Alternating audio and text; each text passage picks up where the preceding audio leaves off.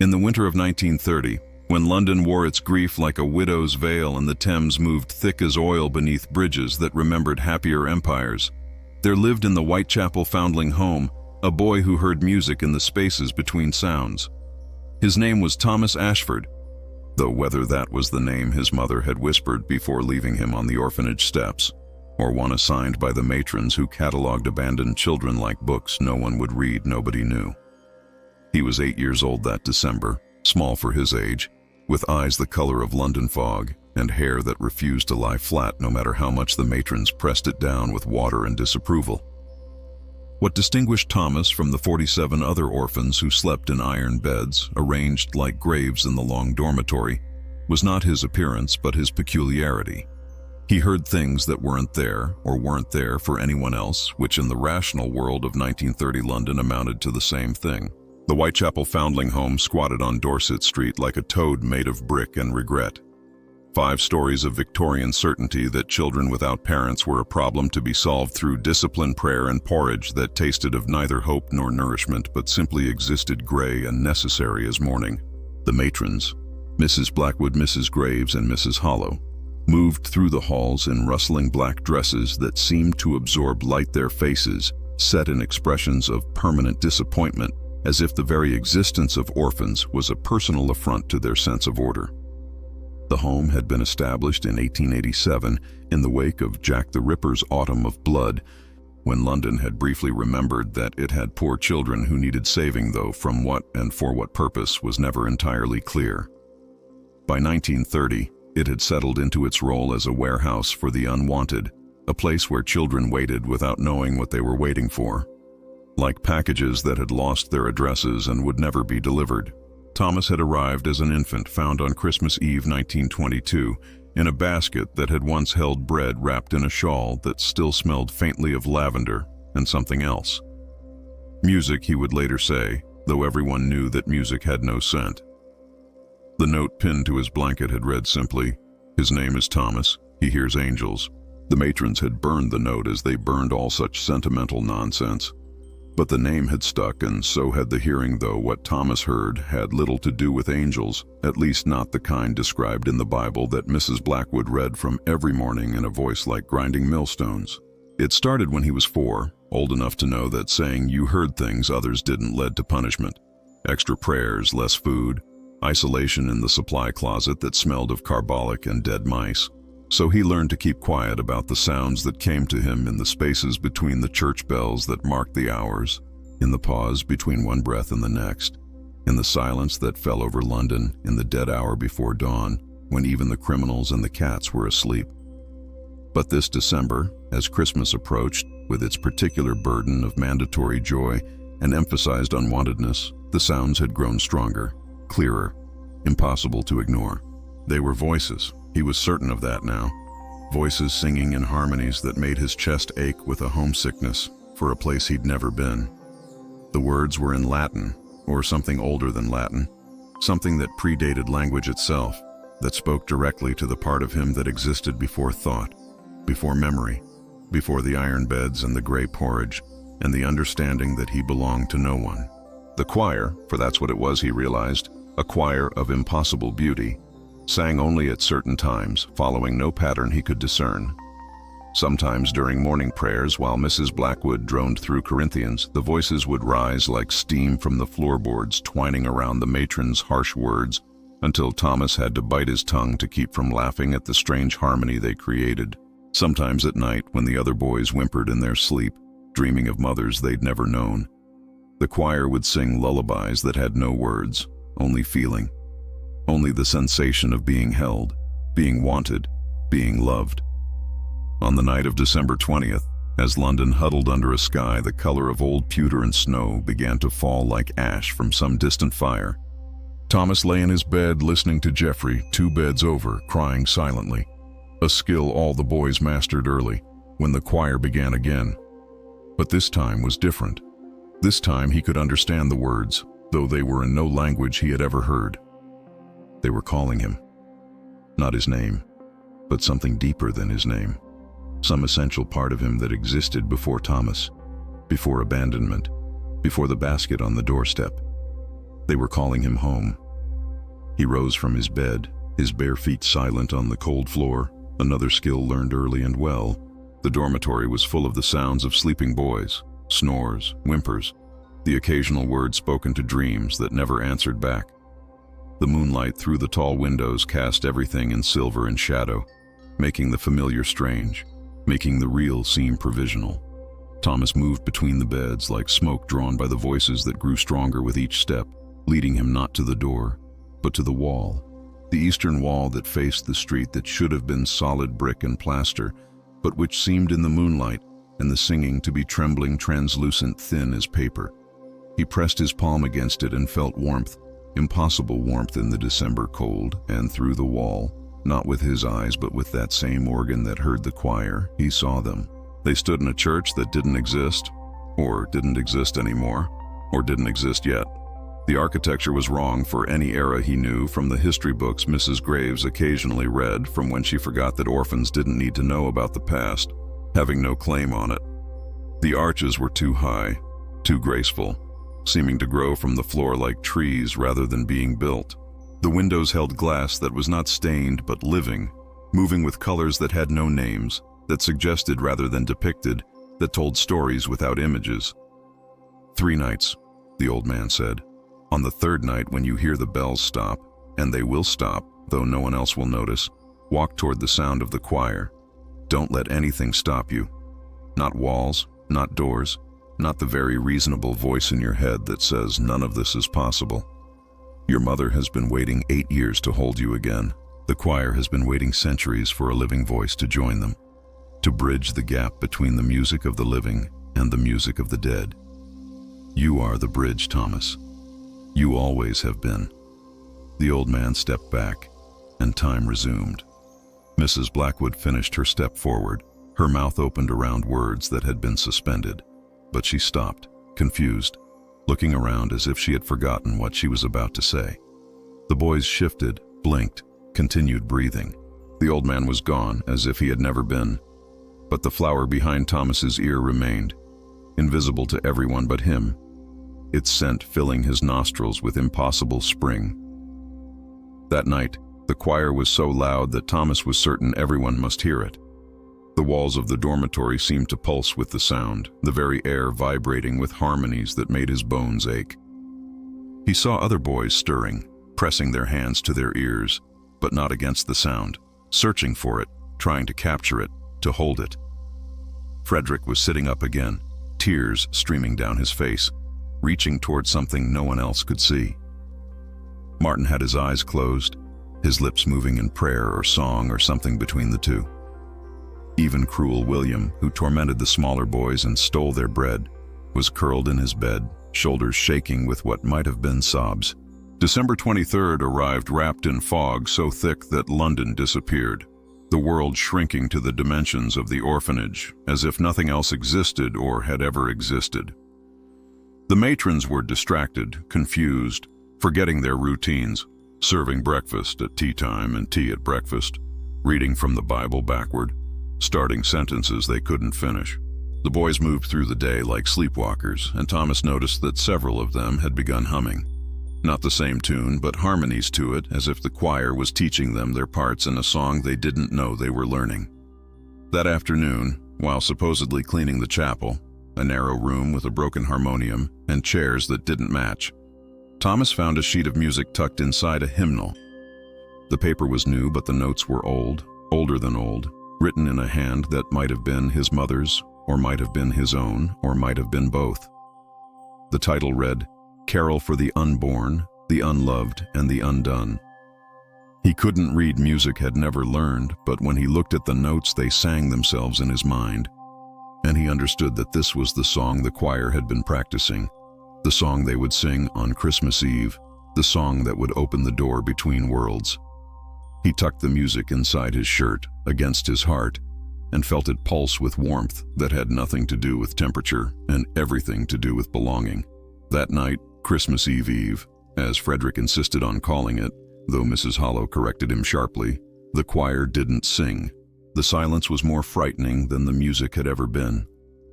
Thomas lay in his bed, straining to hear something, anything, but there was only the ordinary sounds of the orphanage at night, dripping pipes, settling boards, boys crying in their sleep. The absence of the music was like the absence of air, and Thomas found himself gasping, drowning in silence. Then, at what must have been close to midnight, he heard something else. Footsteps in the hall, but not the sharp click of the matron's boots. These were softer, lighter, like bare feet, or like no feet at all, like the sound footsteps would make if footsteps could exist without anyone to make them.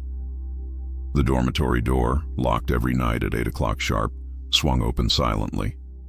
A figure stood in the doorway, backlit by a light that didn't come from the gas lamps in the hall but from somewhere else, somewhere behind or beyond or between. It was a boy, perhaps 12 or 13, dressed in clothes that belonged to no particular time. Not modern but not ancient, simply outside of fashion, outside of history. His face was familiar in the way that all faces are familiar in dreams, assembled from features you've seen but never on the same person. He looked at Thomas and smiled, and when he spoke, his voice was the choir collapsed into a single throat. Harmony made singular, but not simple. "Tomorrow," he said. "When the bells ring 12, they will stop for those who can hear the silence. In that silence, the door opens. Your mother waits. We all wait. The living and the dead and those who are neither and both. Bring the others." The others? The ones who hear, the ones who almost hear, the ones who will hear once the door is open. No child should spend Christmas alone, and in the chapel of unsung songs, no one is ever alone again. The boy stepped backward and dissolved like sugar in rain, like breath on glass, like hope deferred but not destroyed. The door swung closed, locked itself with a sound like a sigh. The dormitory was exactly as it had always been, except that every boy was awake, sitting up in his bed, looking at Thomas with eyes that held questions he couldn't answer and promises he didn't understand. "Did you see him?" Frederick whispered. "I saw someone," Martin said slowly. "But not him. A girl. She looked like Elizabeth, my sister." Each boy had seen someone different, Thomas realized. Each had seen the one they had lost, the one whose absence defined them, whose memory was the only inheritance they possessed. The choir wasn't just his mother's choir. It was everyone's, all the voices that had been silenced too soon, all the songs that death had interrupted, all the love that had nowhere to go but up, into the space between notes, between breaths, between one world and the next. Christmas Eve dawned clear and cold, the kind of cold that makes the air itself seem brittle, ready to shatter at a touch. The orphanage went through its usual Christmas routines, a slightly better breakfast with a piece of bacon, each prayers that mentioned joy and goodwill, but delivered in the same grinding tone as always the distribution of charity gifts. Mittens this year all the same size, all too big or too small for whoever received them. But underneath the routine, Thomas felt something building, like pressure before a storm, like the held breath before a scream or a song. The boys were different, quieter but not subdued, waiting but not passive. They moved through the day like dancers who hear music no one else can hear, which, Thomas realized, was exactly what they were. Even the matrons noticed, though they attributed it to Christmas excitement and doubled the prayers and halvings of portions that were already halved. As evening fell and London wrapped itself in darkness that the gas lamps could only dent, not defeat, Thomas gathered the boys in the dormitory. All 47 of them, even William, even the ones who never spoke, even baby James, who was only 3 and had been left on the doorstep just last month. They formed a circle without being told, holding hands without being asked, and Thomas felt the power of it, the completeness that came from incompleteness shared. And in this impossible church stood the choir. They were children, all of them, ranging in age from perhaps 5 to 15, dressed in robes that seemed to be made of condensed starlight, shifting and flowing with each breath they took. Their faces were familiar and strange simultaneously. Thomas recognized something in each of them, some essential quality that marked them as kin, though he knew he had never seen them before. They sang with their mouths closed, the music emanating from their entire beings, as if they had become instruments played by some invisible breath.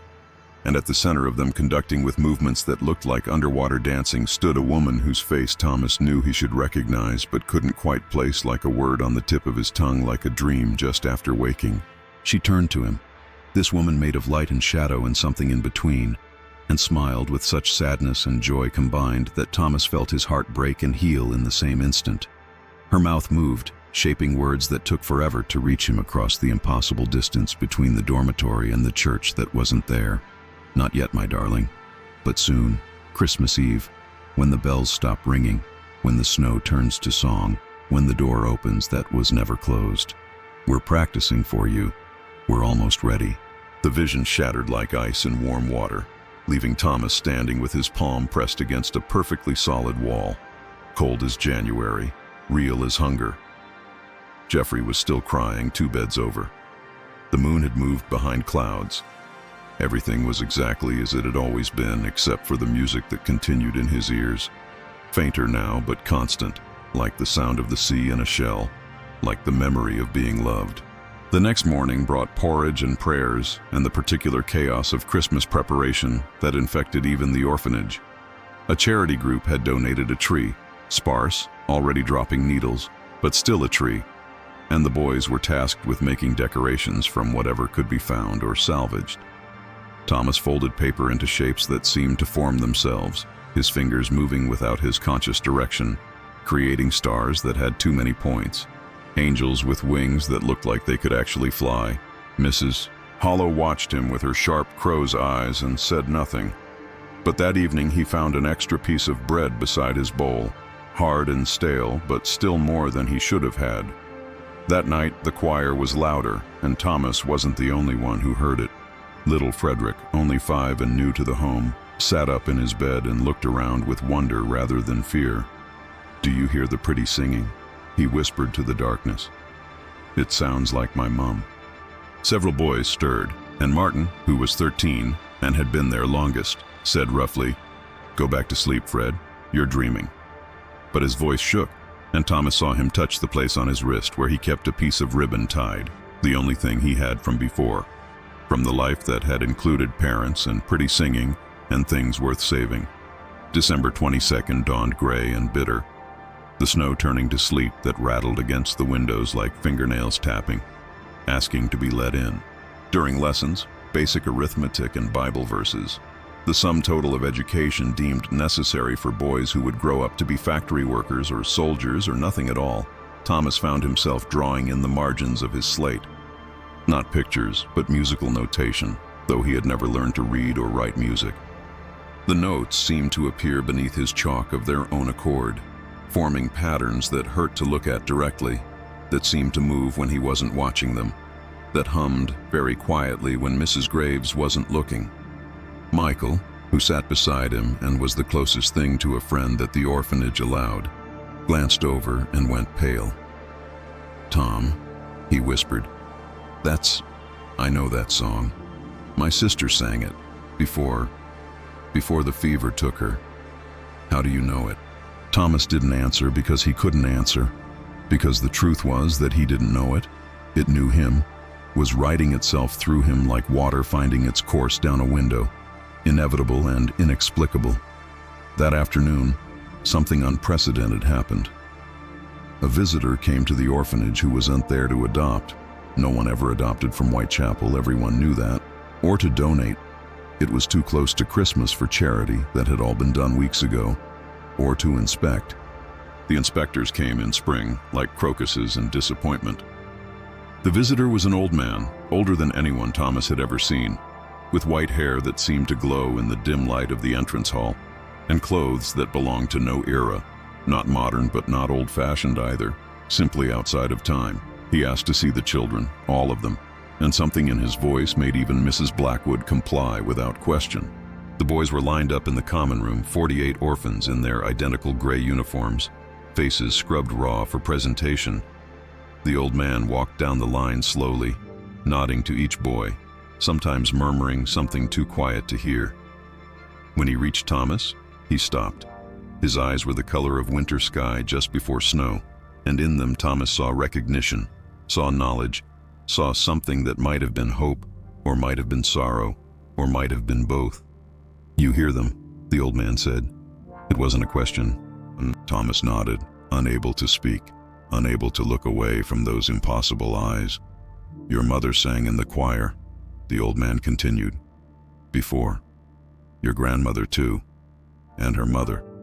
Back and back and back to the beginning, to the first song that ever was sung, to the music that spoke the world into being. It runs in bloodlines, the hearing, but only manifests when the need is great enough, when the world has forgotten how to listen. They're calling you home, Thomas, but not to the home you think. To the home that exists between homes, between the notes of every carol ever sung, in the pause between Christmas Eve and Christmas morning that lasts forever if you know how to find it." Mrs. Blackwood started forward, her mouth open to object to this nonsense, but the old man raised his hand and she froze, literally froze, like a photograph of herself. All the matrons did, all the boys did, except Thomas. "On Christmas Eve," the old man said, "when the bells of London ring midnight, they will open a door. The choir you hear exists in the chapel of unsung songs, where all the music that was never performed, all the carols that were never finished, all the lullabies that mothers never got to sing to their children are kept and cherished and sung eternally. Your mother went there when she died, giving birth to you. She's been practicing, preparing, making ready. She leads them now, the choir of the interrupted, the singers whose voices were stolen by death before their songs were complete." "My mother?" Thomas's voice cracked on the word he had never said aloud, the word that had no referent in his life except absence. "Mary," the old man said. "Mary Ashford. She sang at St. Paul's, before the war, before the influenza, before she fell in love with a soldier who died in France and left her with you and a broken heart that stopped beating the moment yours began. She heard the choir too when she was your age. Her mother left her at a workhouse door, and her mother before that was left at a church door. And back, a line of abandoned children who heard music no one else could hear, who were called to sing songs no one else could sing." The old man reached into his coat and pulled out something impossible, a flower, fresh and white, that couldn't exist in December, that smelled of spring and promises and somewhere else. He tucked it behind Thomas's ear, and immediately the music grew louder, clearer, so beautiful that Thomas felt tears streaming down his face, freezing in the cold air of the common room. "Whatever happens," he said, surprised by the authority in his voice, "we stay together. We hold on. We don't let go." They nodded solemnly, these children who had nothing, who were nothing in the eyes of the world, who existed only as problems to be managed, mouths to feed minimally, souls to save perfunctorily. But in that moment, in that circle, they were something else, a congregation, a choir of their own, singers waiting for their song. The bells of London began to ring midnight, Big Ben's deep boom, St. Paul's sonorous peal, and dozens of church bells across the city, all marking the birth of a child 2,000 years ago who had also been unwanted, unexpected, relegated to the margins. Thomas counted the strokes. 1, 2, 3. At the 12th stroke, the bells stopped. Not just stopped ringing, but stopped existing, their sound cut off so absolutely that it left a vacuum, a negative space in the air. The silence was deafening, was visible, was tangible. The walls of the dormitory began to shimmer, to thin, to become transparent. Through them, Thomas could see not the street outside, but somewhere else. The chapel of unsung songs, real as dreams, solid as memory, present as absence. The choir stood waiting, hundreds of them now, maybe thousands, all the children who had died before their time, all the voices stolen by disease and war and accident and neglect. At their center stood a woman in robes made of condensed moonlight, her face exactly as Thomas had always imagined it without knowing he was imagining it. His mother, Mary, the source of the voice he had heard in his dreams, in the spaces between heartbeats, in the silence that now sang louder than any bell. "Come," she said, and her voice was every lullaby never sung, every comfort never given, every word of love never spoken. "Come home." The boys moved as one, still holding hands, walking toward and through the wall that was no longer a wall, but a doorway, a passage, a birth canal between worlds. Thomas felt the cold of December give way to warmth that had nothing to do with temperature, felt the hard floor of the dormitory become something else, not softer but more forgiving, not easier but more understanding. They emerged in the chapel of unsung songs, and it was more beautiful and terrible than Thomas's visions had shown him. The architecture was impossible. Arches that curved in directions that didn't exist, windows that showed not outside but inside, deeper inside, into the heart of music itself. The ceiling was sky and not sky, stars and notes, universe and song. And everywhere, everyone, the choir of the interrupted, singing a welcome that had been rehearsing for eternity. Thomas's mother stepped forward, and he ran to her, this woman he had never met but had always known, this stranger who was the most familiar thing in any world. She caught him, held him, and he smelled lavender and bread and something else, music made into scent, love given form. Around them, the other boys were finding their own reunions, Martin with his sister Elizabeth, Frederick with his mother, even William with a younger brother he had watched die of scarlet fever and had never forgiven himself for surviving. "Is this real?" Thomas asked into his mother's robes that felt like clouds and sounded like harmony. "Real is a small word for a large thing," Mary said. "This is true, which is better than real. This is love, which is better than true. This is Christmas, not the day, but the eternal fact of it, that love transcends death, that no one is ever really abandoned, that every song interrupted is simply waiting for the right moment to resume." The choir began to sing in earnest now, the carol for the unborn, the unloved, and the undone. But as they sang, Thomas realized the title was wrong or incomplete. It should be the carol for the reborn, the reloved, and the redone, because that's what was happening. Every broken thing was being mended, not erased but transformed. Every abandoned child was being claimed. Every interrupted song was finding its ending, which was really its beginning. "Can we stay?" Thomas asked, though he already knew the answer. "You can visit," Mary said. "Every Christmas Eve when the bells stop for those who can hear the silence. And eventually, when your own song is complete in the world of the living, you can join us permanently. But not yet. You have songs to sing there, Thomas. You all do. Songs that only you can sing, that the world needs to hear, even if it doesn't know it's listening." Around them, the reunions continued, tears and laughter mixing into something that was neither and both. The choir sang on, their voices weaving a tapestry that told the story of every love that seemed to end too soon but didn't really end at all. Just changed form, changed frequency, changed from sound to silence to sound again. "But how do we go back?" Martin asked, his arms around his sister, who was somehow both 8 years old and eternal. "How do we leave again?" "You don't leave," Mary said, addressing all of them now. "You take us with you. Every child who hears the choir carries it inside them. You become living instruments of the songs we sing here. Your lives become the music that bridges the gap between worlds. And every Christmas Eve when the bells stop for you, and they will always stop for you now, you can step through again, visit again, remember again that death is just a rest in the music, not the end of the song." The chapel began to fade, or perhaps they were fading from it, returning to a dormitory that would look exactly the same, but would never be the same again. The last thing Thomas saw was his mother's face, smiling with pride and sorrow and joy, and something that didn't have a name in any language, but that every child knows in the moment of being born. The look of someone who loves you more than their own existence, who would sing the universe into a different shape if it would make you happy. They woke in their beds on Christmas morning to find the dormitory transformed. Not physically. It was still the same cold room with the same iron beds and the same cracked ceiling. But there was light that didn't come from the windows, warmth that didn't come from the radiators that barely worked. On each boy's pillow was a gift, not mittens from charity, not practical things, but impossible things. Thomas found a sheet of music in his mother's hand, a new carol that the world had never heard, but that he somehow knew how to sing. Martin had a locket with his sister's picture, though no picture had ever been taken.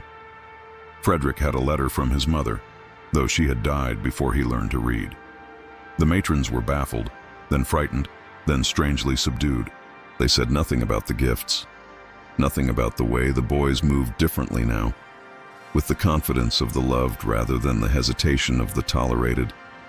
Even Mrs. Blackwood seemed softer, and once Thomas caught her humming, not the carol he had found, but a harmony to it, as if she too had once heard the choir but had forgotten, and the boy's transformation was reminding her of something she had lost. That Christmas day, the orphanage had visitors, not charity workers or inspectors, but people drawn by something they couldn't name. A couple who had lost their own child and found themselves inexplicably at the door, leaving with adoption papers for little Frederick. A musician who heard music coming from the orphanage that didn't exist, but should, who would eventually teach Thomas to write down the songs he heard, to translate the choir for the world. A priest who had lost his faith and found it again in the eyes of boys who had seen something beyond the veil, who knew with certainty that death was not the end of love. By spring, half the boys had been adopted, drawn to families who needed them as much as they needed families, connections that felt less like chance and more like music finding its proper key. The others, including Thomas, stayed but transformed the orphanage from within, their presence changing it from a warehouse for the unwanted into something else, a chrysalis perhaps, or a rehearsal hall for lives that would sing the world into a better shape. Thomas grew up to become a composer, though the music he wrote seemed to come from somewhere else, through him rather than from him. His carols were sung in churches and concert halls, on street corners and in homes, carrying with them something of the chapel of unsung songs, something of the choir that sang between worlds. He never married but was never alone, surrounded always by music and by the knowledge that his mother was just a silence away, just a stopped bell away, just a Christmas Eve away. Every December 24th, wherever he was in the world, the bells would stop at midnight for him. He would step through into the chapel, find his mother and the ever-growing choir, sing with them the songs that kept the universe tender, that insisted against all evidence that love was stronger than abandonment. That connection survived disconnection, that every interrupted song was just waiting for the right voice to complete it. He died at 91, on Christmas Eve naturally, stepping through the veil one last time and not stepping back. His last words, reported by the nurse who heard them, were, "Listen, can you hear it? They're singing for you. They're always singing for you." And for just a moment she could hear it, a choir of impossible beauty singing carols that had never been written but had always existed, voices of all the loved and lost, all the abandoned, and found all the interrupted and resumed singing the eternal song that says, "You are not alone. You were never alone. You will never be alone." The Whitechapel Foundling Home was demolished in 1967, but people passing the spot on Christmas Eve sometimes stop, confused, certain they hear singing from somewhere, from nowhere, from everywhere. Children especially pause, tilt their heads, smile at something adults can't perceive. And very occasionally, a child who has been abandoned, who has been orphaned, who has been told they belong to no one, will hear their name being sung by voices that don't exist, but are more real than reality. Will feel themselves loved by people they've never met but have always known. Will understand that there is a choir that sings for them, has always sung for them, will always sing for them, in the chapel of unsung songs where every broken hallelujah is made whole. The chapel still stands, though not in any space that maps can find. The choir still sings, though not in any sound that ears can properly hear. And every Christmas Eve, when the bells of London ring midnight and then stop for those who know how to listen to silence doors open between worlds, and love proves itself more durable than death, more persistent than time, more real than the reality that insists on endings. Because in the chapel of unsung songs, nothing ever truly ends. The music simply continues in a different key, waiting for us to learn how to hear it, waiting for us to join the harmony, waiting for us to discover that we have always been part of the choir, have always been singing, have always been heard, and we are always, always heard.